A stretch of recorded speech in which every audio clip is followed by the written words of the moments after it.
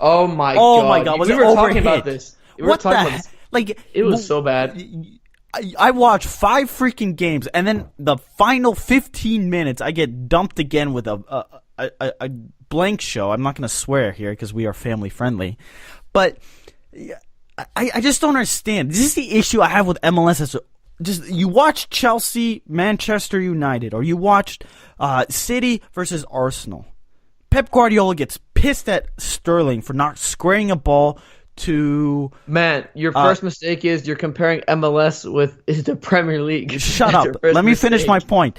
But there's no emotion from the managers of getting pissed or the fans demanding better. Like, if an MLS player puts the ball on target, it's like, oh man, I can't believe he put that on target. But if he sails it, it's like, oh, it's MLS, right? No, there should be an expectation. You're in the playoffs. You're in the final 8, right? You should be better than that. Like, what the... You can't square the ball across, or you can't you can't cross the ball and at least aim in the general area of the 6-yard box. Like, it's not... It's a pretty big area. It's not hard to miss. Like, oh, it's infuriating that some of these games are just terrible to watch. But ironically enough, the TV ratings, ESPN's / ESPN2's first 3 MLS 2017 broadcasts have had 327,000 viewers compared to the 182,000 last year. That's up by 80%. Like, my question is, who was watching those games? Those were terrible, those first 3 games, except for the Columbus-Atlanta game.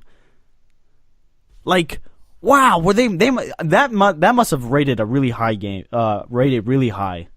I think the highest one was actually the NYCFC Columbus game, and I think the first leg. A lot of that has to do with the Save the Crew. I think people want to see how Columbus would turn out, and I thought the TFC Red Bull game wasn't that bad either. So I mean, overall, playoffs have been a little lacking, and there's obviously, there's going to be some tweak. But I mean, MLS is doing something right. Yeah, but it's interesting because on Twitter, you try looking for MLS TV ratings, it's kind of hard to find. They're not. They try to bury them so people don't realize they're struggling. And like the NFL, NBA, compared to a lot of among every league in the world, here in the United States, television ratings have been down, especially from last year. Last year they were down. We'll see if they take an upswing.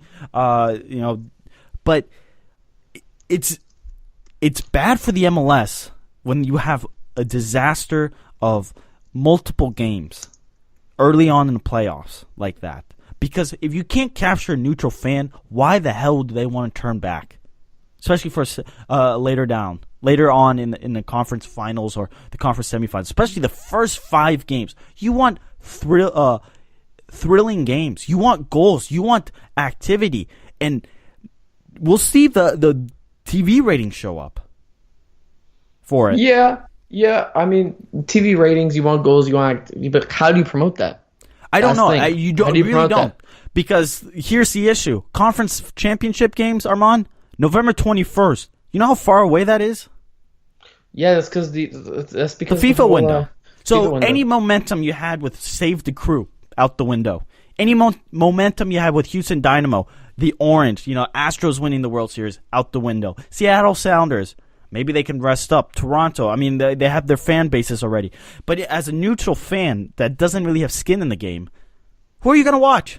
What are you going to do? Oh, I'm going to watch Switzerland because they're in the playoffs. But the MLS playoff ratings or the momentum for the playoff, out the window. Goodbye. Doesn't matter anymore. 2 weeks break. Good. Oh, MLS playoffs are back on in 2 weeks' time. Oh, I didn't know that. I mean, yeah. It's stupid. It's MLS is. This is the issue with MLS. Sometimes they're just dumb. Like you get the sense that nobody is actually rational at the headquarters. I don't believe that. I believe that they see the issue, but now they have to adjust to it. MLS is still a relatively new league, and they need to adjust to it. This is so simple. This is a simple fix.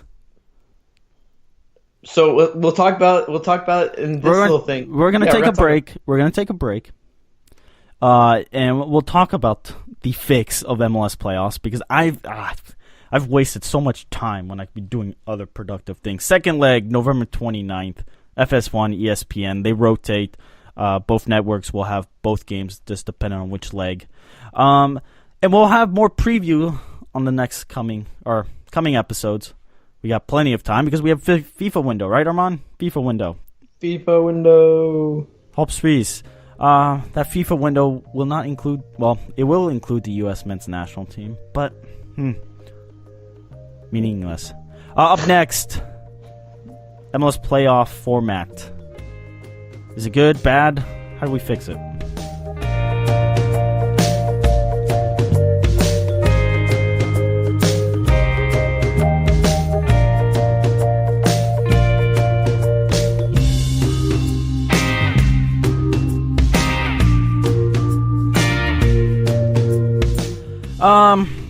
Armand, listeners, special guest coming on the show, actually, where we're actually not going to talk about the MLS format, if it's good, bad, or fixes just yet. Just yet. We're changing it up, Armand. We're just waiting for our special guest to call in. It's a surprise. An absolute surprise to you listeners because we did not promote this whatsoever on Twitter. Follow us on Twitter at UncSamSoccerPod. It's a surprise for us, too. To say the least. To say the least, it's a small surprise. But we're super excited. In the meantime, Armand, out of the 4 remaining clubs in MLS playoffs, Toronto, Columbus, Seattle, Houston, who's the favorite? It's tough. I mean, I would still say Toronto if they were healthy. I mean, if they had everyone available, but they obviously don't. Columbus is looking really good. Houston's looking good. Seattle, I'm not really sure about, but I think Houston's looking pretty quality. I feel like we're on a collision course for a Columbus-Houston battle. I mean, everyone else will say that, and I don't like it, but I feel like it might happen. I would still say Toronto. In my opinion, I agree. Their depth is going to be tested. Vasquez is quality, though. Giovinco, Altidore, if they're all in the gangs together, they're different. They're a different story, and they're miles better than most of the league. I mean, see, my issue is if Houston goes on and wins the MLS Cup, like, yeah, wow, were they the best team overall? No, not at all. I mean, at one point they were looking with the couple games remaining in the season, they were on the outside looking in. So what does that tell you? But Toronto is by far, I think, the clear. I hope it's Seattle, Toronto. It'd be good for the league to see a rematch. But we'll see. Okay, look, it looks like our special guest is calling in. So we'll be right back. Is he calling in?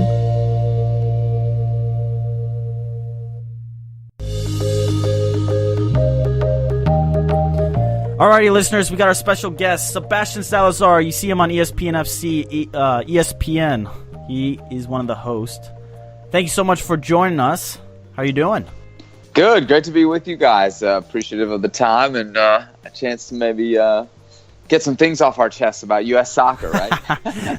Oh, you're telling us. No better forum than this one. No better forum than this one. They don't with no limits here like they do to me on TV. I want to say here there's no restriction. I bet on TV you got to give the other people the chance to talk, and you kind of have to, I guess, listen, right? Yeah, and beyond that, you gotta sell cars and diapers and all the commercials. So you gotta get in and out of segments and promote these guys and this guy. So yeah, there's not a whole lot of time for just chat. You know, I gotta ask you because you were on the podcast with Hercule Gomez and what Max Bredos. Yes, and you were talking. I believe Armand actually linked me this. At one point in the show, you're talking about the Michael Bradley quote between the lion and the sheep. And you know the funny thing is, I've been barking at Michael Bradley ever since he said that. I've been talking about how big of a sheep he is, especially after they failed. I thought it was just so funny that I was like, oh, somebody gets it. Somebody's using It's funny, it's like the old tweets exposed or like the cold takes exposed. There's some quotes that you just, when you put them out there, there's like a chance that they could age really, really poorly. And that was the case for Michael Bradley's quote there. If he thought the criticism from Alexi Lalas in that rant was anything, I think he and the rest of the guys saw when they got back from Trinidad what kind of real criticism could start to feel like. And yeah, I think the reference I made was if Michael Bradley's a lion, then it's the zoo lion that exists off the handler's formula. Yeah. It's something like that. It's a shot, man. Michael Bradley, I don't want to come across, and this is one of the things that's happened recently. You come across as kind of the guy that hates the players when you criticize them a little bit. Don't want to come across that, but when you engage with the media, no matter how you do it, you open yourself up, and I think it's all part of the show. It's all fair game. No, sure, yeah. And I think nationally, especially with the national team, you have to be able to criticize coaches and on the players. You're not attacking the player personally. You just his play on the field. I mean, you're attacking him on the field, right? And if he opens his mouth off the field, then it's a different conversation. But if you play poor on the field, you got to expect that you're especially representing nationally with the national team. You're representing us. But you know what? It's all relative too. I mean, you have to realize the type of coverage that soccer players in this country have been accustomed to getting over the last 5, 10, 15, 20 years. The type of coverage that coaches in this country have been accustomed to getting over the last couple decades. There simply put hasn't been a ton of really focused or educated criticism until just now. And so you're seeing what has been a really coddled group of players, coaches, when it comes to the fierce criticism that people in other parts of the world come to expect. Now that they're being exposed to it, there's kind of an obvious, and I think it's fair to say, expected reaction to that from that group, and it's been negative. But I think the more that people in the press and the public demand and really begin to call for higher standards for players and coaches and leagues and executives, I think the end product will only be better. Sure. Iron sharpens iron. Yeah, absolutely. And we've seen fans even hold these players accountable. I mean, we saw Beasler and Zusi get booed in Houston. We also saw Altidore and Bradley also get booed in New York and also in Atlanta as well.